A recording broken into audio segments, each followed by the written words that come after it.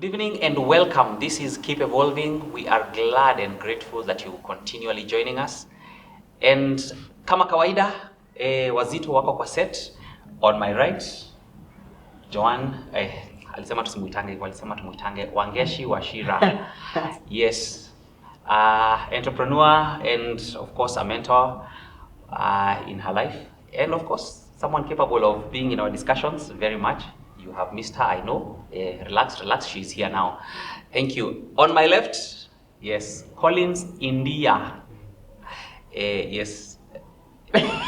Anapenda kucheka. Daktari na vitu mingi. And so today, we would want you to join us on the journey as we discuss trauma. And that is a wide word, but we want to narrow it down into our conversation with my guests here. And they are going to go straight ahead and just tell us in their thinking. Collins, what is trauma? I'll start off from the medical side. It's especially after a road traffic accident. That's a traumatic thing. When someone comes bleeding, first like we can try to rule out causes. Is it traumatic? Meaning, kuna kitu did something. Cause it alipigwa, alikatwa, you know. And you know, in such cases, trauma, when a patient comes in with a condition caused by trauma, there's usually bleeding. This patient is either unconscious or semi-conscious. Like, it's just a messy situation. So I can start there. Messy. It's messy. I like messy because it carries forward into other areas other than just physical and medical. Hey, Wangeshi, trauma. When I think about trauma, I think about I will not think about it as, you know, physically as he would, but for me it's more of an experience that someone goes through that determines very many of their decisions afterwards. Something that becomes engraved in like their system, such that even in future you find yourself constantly referring to something that happened to you in the past. So I tend to look at that as something that was traumatizing, you know, something that you went through, that anytime you see an experience that is beginning to look like something that you have seen before, an experience that you have seen before, then you begin to be afraid because there is a trauma that came from that previous experience. Right. Yeah. They meet at some point, not necessarily where we would think about them. But now we want to focus more on the trauma that fetches here. You know, it has aspects of this because it would cause some mess. It would bring a nasty or a messy situation. But let us go to our emotional part. You know, this kind of medical trauma, when you're in a car crash, when you're in a place, it follows and it becomes not just the doctor will say it's physical, but then it has implications that Wangeshi is hinting at. And these are the implications we want to discuss. Not necessarily humongously messy, but situations that are still traumatizing. They inform your decision making, they inform your way of life, they inform how you are as a person. They actually sometimes change how you are. They change your being. So what we have hinted at some of these situations, and I want us to direct them for the guys at home. Kila mtu, yes, here we are to bring the conversation home. So hakuna gari imegongana, but we are home. There is no deep cut, could happen, but not in this case. And talk about our emotional health and our mental health, so that now we can be able to speak to the guys at home about these two issues. Not physically, but emotionally and mentally.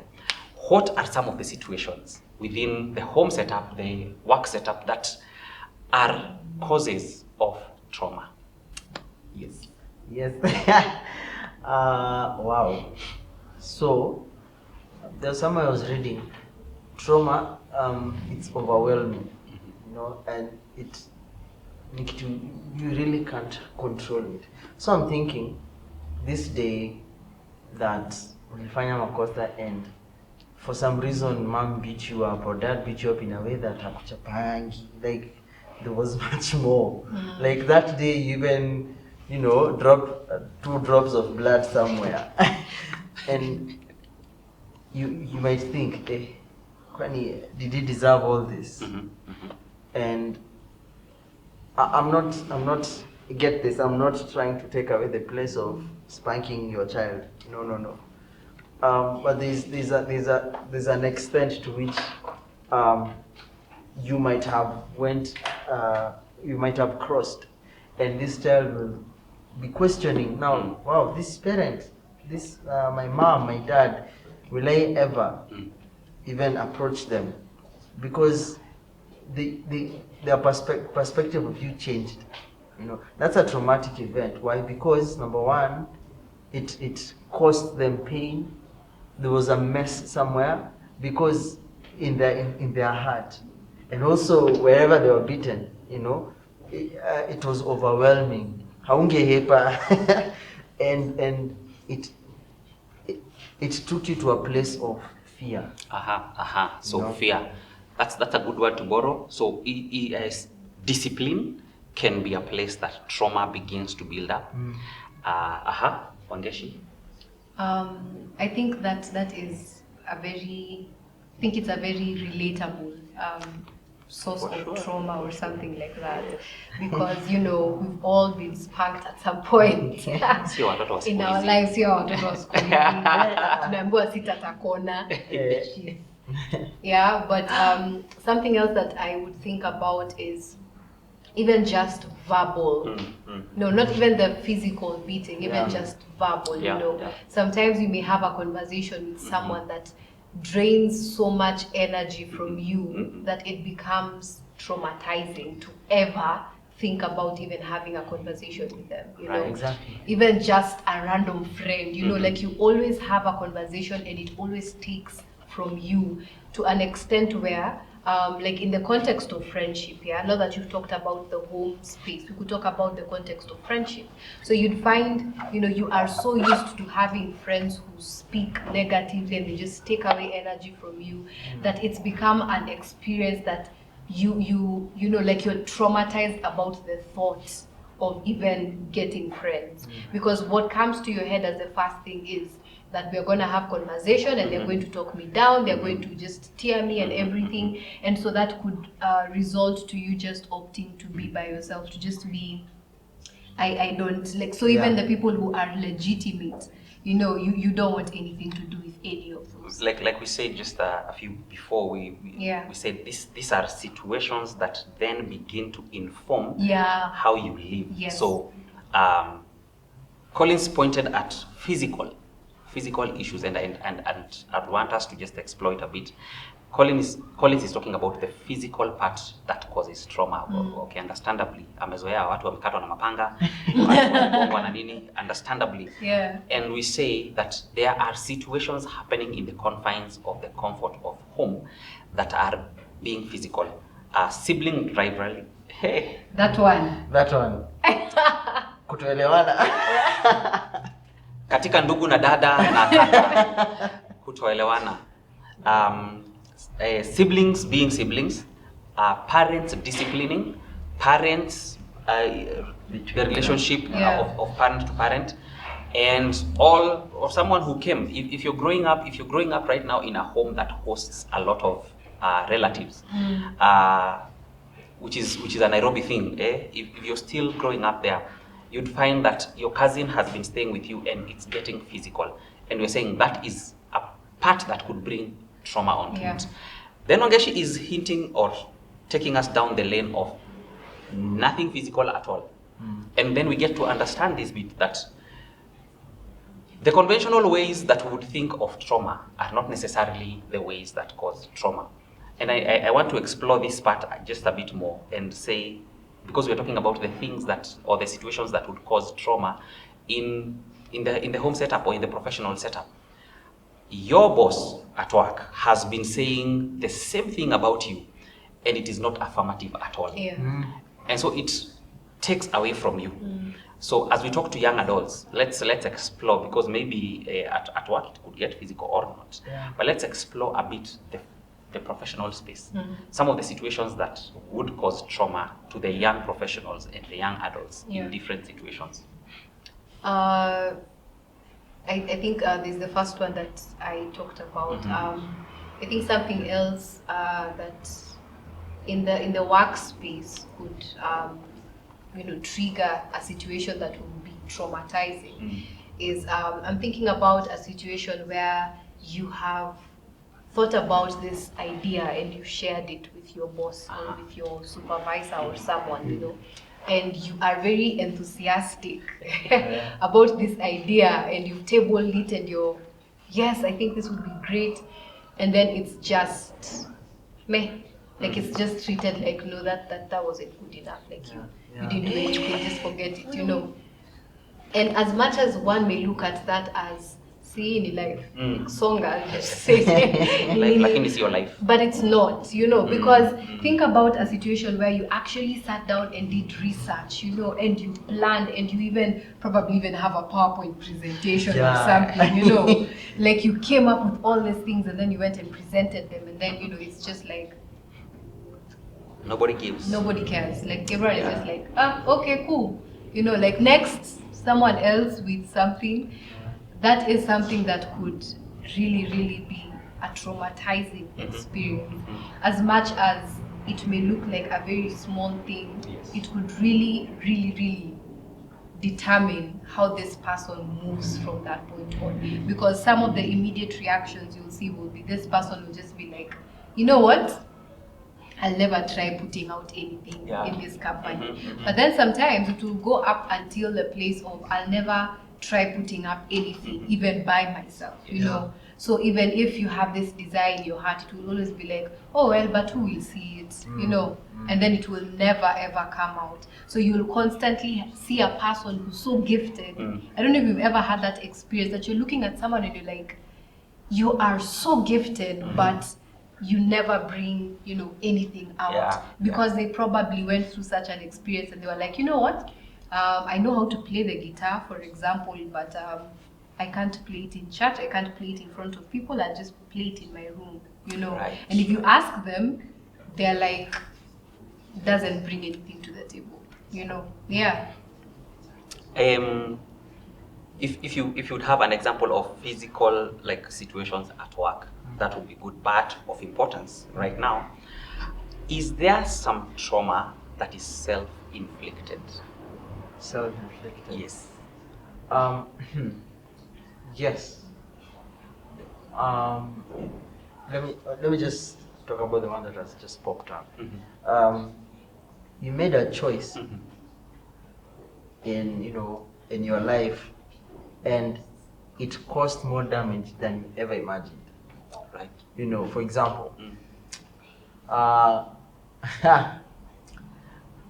for example, you have your children and you send them to see their uncle, their aunt, grandma, and you got in a bad accident and unfortunately they succumb. You will, that trauma will be self-inflicted, while you'll be like, akisingewatuma tu kesho, you will beat yourself up so much that you blame yourself. Yes, I am the cause of death for these people. Let me talk about hospital. We can have this patient and you try everything that you know in the book and from experience, everything. And this patient just doesn't do well. It's deteriorating every day. But then one day you discover, by the way, maybe I could try this and this. And you go try it, and there's just even like a 0.1% improvement. You're like, I will stick here. But then 2 hours later, you'll be called to resuscitate someone. That thing, let me talk from experience. I have gone through it a few times, and it's not a good place to go because I could have done this yesterday. I could have tried it last week. And you're like, this is blood on my hands. Yeah. the feeling of I am a bit too late. Yeah. Why did I not, or why Yeah. did I? And that is trauma that eats on you. And as we're speaking about trauma, because this is mental and emotional, relational, and we are a lot of times referencing, or our backdrop is trauma that causes us now to not be self-aware people, or to be self-aware negatively, like, oh, I cannot, oh, I can.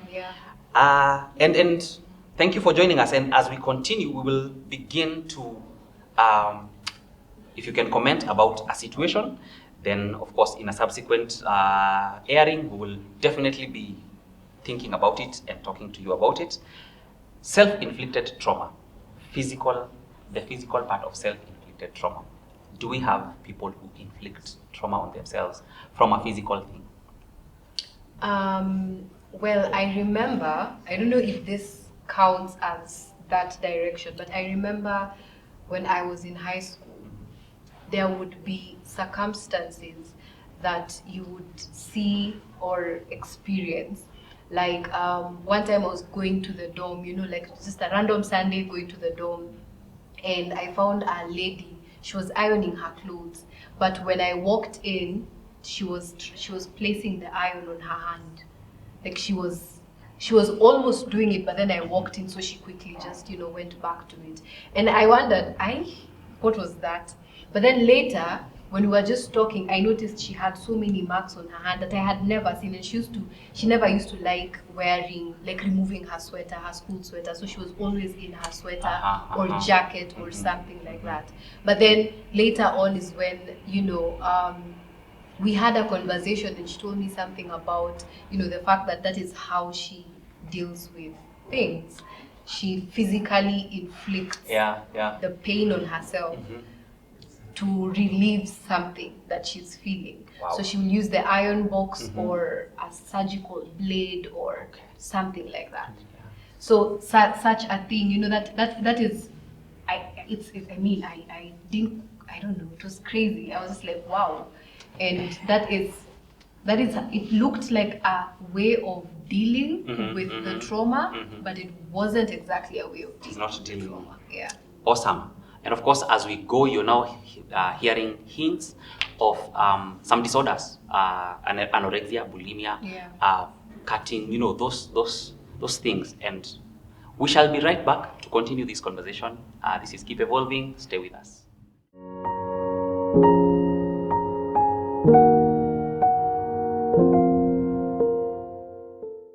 Welcome back. We really thank you for continually being with us and for keeping it here.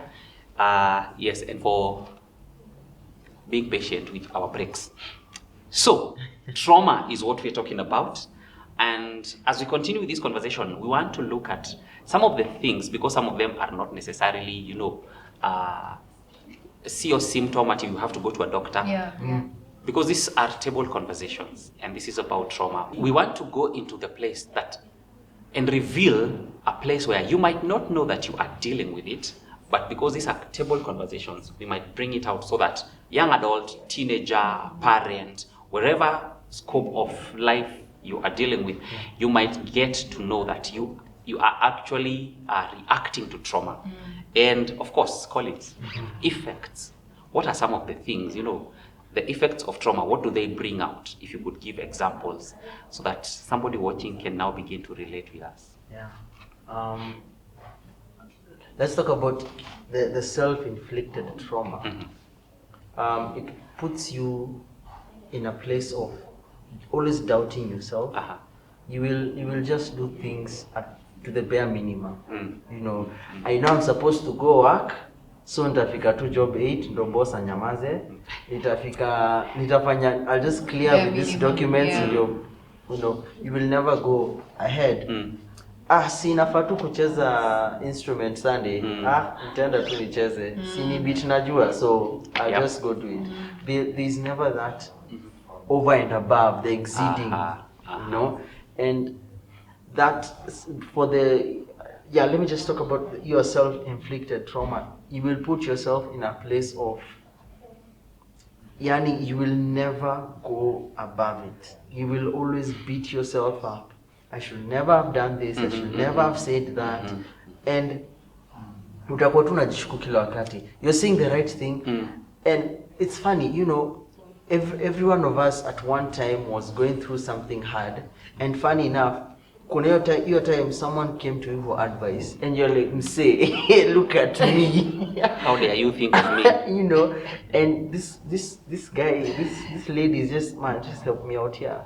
And you tell them, you know, whatever comes out through your mouth, and you start thinking, I shouldn't have said that. Yeah. I shouldn't have said so this.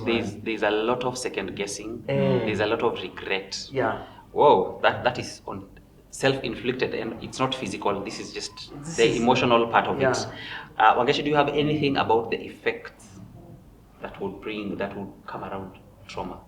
I think some of the effects would be, first of all, to feel like you're not deserving of anything good, you know, and sometimes it inflicts a lot on self-worth. For example, I'm thinking of a situation of if you talk to a lady who has gone through sexual abuse at some point in their lives, most of them, or some of them that I have heard even talking, they'll say that for a very long time they did not feel like they were worth anything because someone took advantage of what they felt was their worth, you know. And so you'll see someone just go like, they no longer care about anything at all, you know, because they're like, I was molested, so really big deal. And before they get to the place where they begin to see themselves differently again, it takes a lot of, you know, work and time and, you know, visiting, like just seeking for help and all that stuff. So I think that is to me the biggest effect. The fact that it starts to eat on your self-worth, what you think about yourself, what you think you can do. Right. Yeah. And thank you for throwing the deep end at us, because now we have to swim.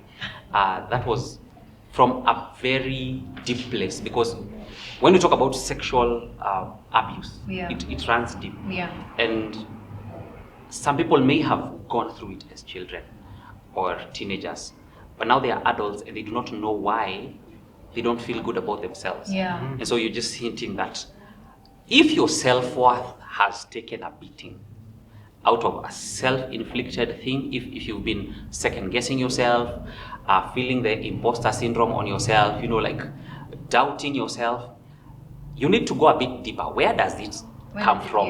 Is it that so many things were said to you as a child, or so many things were not done for you as a child, that now you've carried it through into adulthood and it is traumatic and you do not realize that it affected your self-worth, your self-awareness, and of course now your self-esteem. Anything you'd want to add on that place? You know, thing is, people tend to forget. I too forget a lot that the same way it takes time for you to practice and be, for example, this good professional or this good musician, this good whatever it may be, is the same with trauma. It takes time. It takes time. So it will not, it will not eat you up in one day. It will take years, and that's why when we, for example, someone starts opening up, it's not a 2-day thing. It's not a 1 hour thing. We're talking about 20 years, 30 years, and you're like, man, you see this all thing. Along, So how can I put it? It just takes time. This thing eats you up kidogo. Yes. Kabisa. You see, like for this spot here, I will just take chunks of it kidogo too every day. That's what is happening. Every day, take it kidogo, and then one time it will just crumble. And that's what happens in our lives. Something is eating us, pole. It starts with, it's that word, it's that action, it's that thought. Yes. And all of a sudden you don't know who you are anymore. Yeah. I Well, think as you were talking, I was remembering it's a very light experience, but it applies in very many situations. The first time I had pizza, I had a flavor that is not very exciting. Y'all wheat pizza that has pineapples. Anyway, so like, what's wrong with you? Why do we have pineapple in pizza? Anyway, so the first time when I ate pizza, it was the Hawaiian flavor. Yes. Okay, I have nothing against you all who love that flavor. Thank you for But I was confirming like, that. I'm sorry. I was like, why? And for me, I did not like it one bit. I hated it. And in my head, I thought that is what pizza is. Yes. And so I hated pizza for years. Pizza had hurt you. Sorry. Like, pizza hurt me. On behalf of pizza. Yeah, sorry. Like, I hated, like, every time we'd hang out with people, they'd be like, yeah, let's have pizza. Yeah, let's have pizza. I'm like, I don't like pizza. I don't eat pizza, people. And they'd just look at me like, why? Like, why don't you do? Why? What is wrong with your life? But then I remember at one point, I just decided, how about I just try? Maybe a friend actually suggested, just try another flavor. Maybe the issue was the flavor. Yep. And I had not eaten pizza for like 10 years or 15 years or something like that, you know. And when I ate it, I was like, okay, I think the issue was the flavor. Exactly. You know, so when I think about it, I see a situation where you had a bad experience, like in a relationship, and you decided, you know what? It's not that important. All men are. I'm done with the And ladies. like, I cannot deal with this thing anymore. So that is Situations. And it gets worse of when we make solutions for ourselves from a point of heart. This is what I mean. This lady will say, all men are dogs. I think I'll go for the ladies. Wow. You see? So, or yeah. a man. Yeah. I don't think. You just stepped over the threshold, but it is real. It happens. Yeah. And what we are saying is that event was not the only event. You need to give yourself second chances to get there. Let us avoid these situations. Talk about avoiding situations that, especially on the self-inflicted, the ones that are brought on by someone else. Someone bought you pizza and needed you to eat it. It was Hawaiian. You didn't have control over that, and you hated pizza. But let's talk about avoiding situations that continually strike on the scar so that it never heals really. We are consistently borrowing or referring to that place and making decisions in the here and now about that place. So our decision making today, our self-worth today, our self-awareness today, and even esteem is informed by that situation. How can we begin to avoid those places?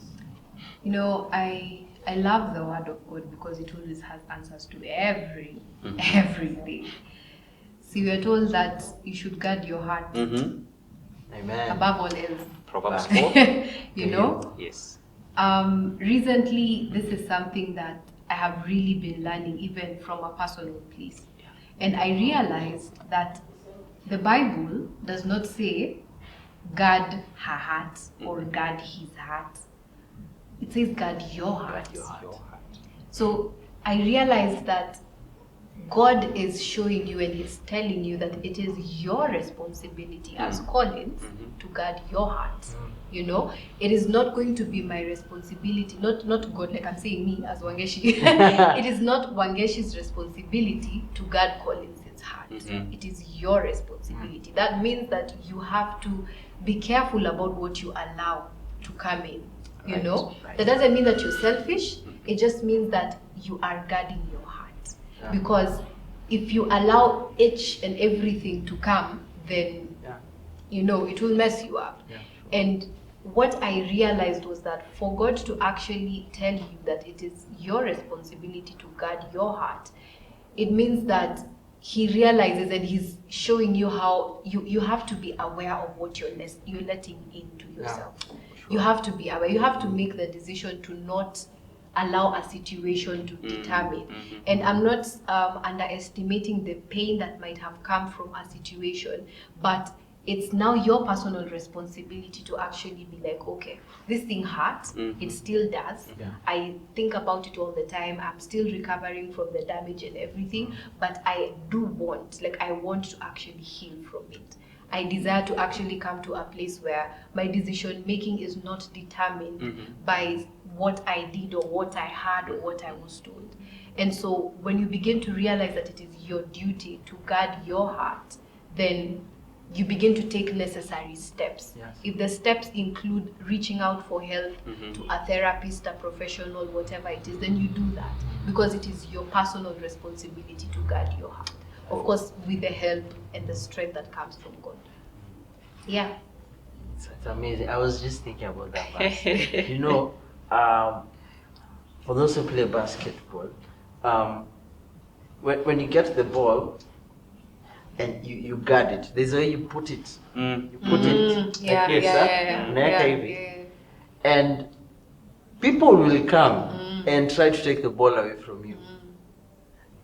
And let's turn that analogy. This is your heart right here, and things are just coming to attack you from left, right, and center. It doesn't mean that when you guard your heart, things will not come. Because you will find some guy somewhere. There's this lady somewhere. There's this thought somewhere. There's this advertisement somewhere that will just come and wreck your day. You wonder, it was just an advertisement. So like when you have that analogy in your heart, with all the Bible says, guard your heart with all diligence. Like you take everything you have and guard it. You see this statement and you have to say, by the hautaniharibia siku. Right. Just deciding that mean it. Mimi sitaharibia siku na wewe na hii kitu na those things. So when we put our mind in that way, it doesn't mean, like Wangeshi put it, it doesn't mean that you're not hurt. But our God is so faithful because He tells us to guard our heart while He's working on it. Right. It's not a guard your heart, deal with yourself, clean up your own mess. No. Actually, what He did on the cross was just to say, by the way, I've come to just finish all of these things. I've come to have a relationship with you. And God having a relationship with us, it's so much from here. God meets up with you more in your room, in your prayer closet, more than in church, in the middle of a kesha. He meets up with you at that time, in your very alone time. In Matthew 6 it says, and the God who, I hope it's in 6, the God who you pray to in private will answer you in public. You see? Kama sio 6 utarekebishwa. Kama sio 6 utarekebishwa. Yes, the teaching of prayer. And I love the way that you have drawn it back to self. I had this practice early on of self-affirmation. Because it helped me, jump over certain hurdles, and I'd stand in front of a mirror and talk to that person. Talk to that person, so that person is the words that come out of your mouth and the thoughts that run in your head begin to help you, how you see yourself. When you talk to that person, then when a negative thought, because especially self-inflicted trauma, I am not good enough, imposter syndrome, I don't think, what if they... When you talk to self in front of a mirror and affirm yourself, it begins to lift you up out of places. I love the fact that we have said here that it has to be intentional, time and again. The intentionality of self-will, the building of that is what begins to lift you out of referring to a situation into a place that now, when your mind tells you you're insane, you can actually stand in front of a mirror and go like, no. This person is not insane.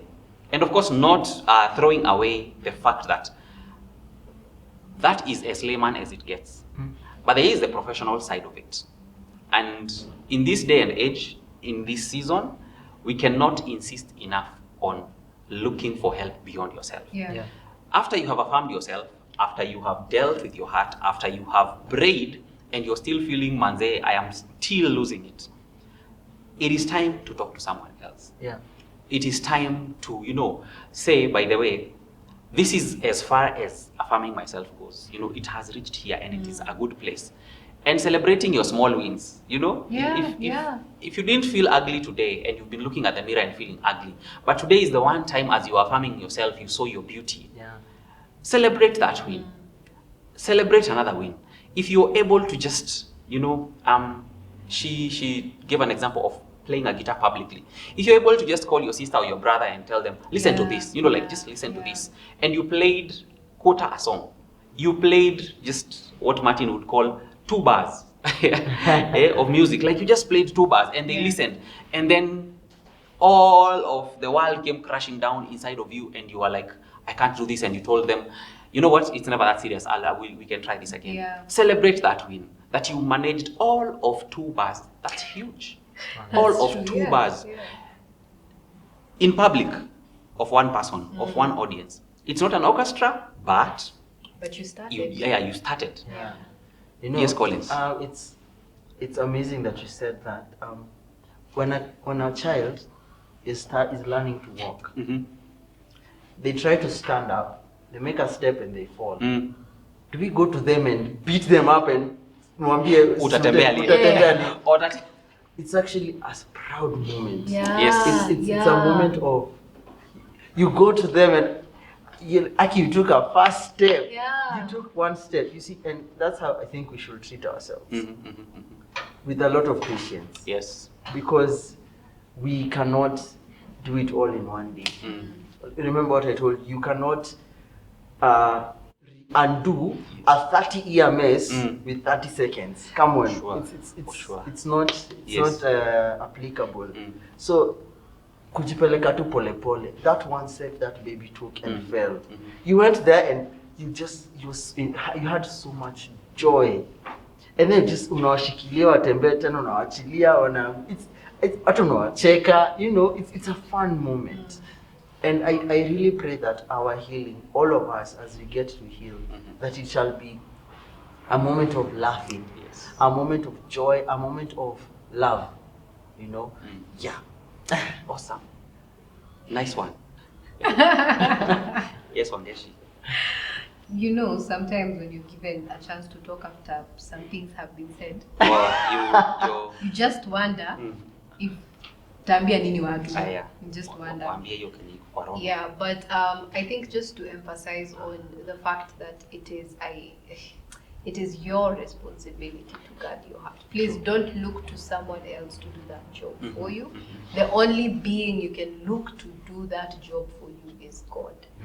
Like don't wait until one example that I can give, don't wait until someone apologizes for what they did so that you can begin to feel better or to heal. Don't wait until the person who molested you or your boss who spoke ill of you or your parent who did this. Don't wait until they come to apologize. Take it upon yourself.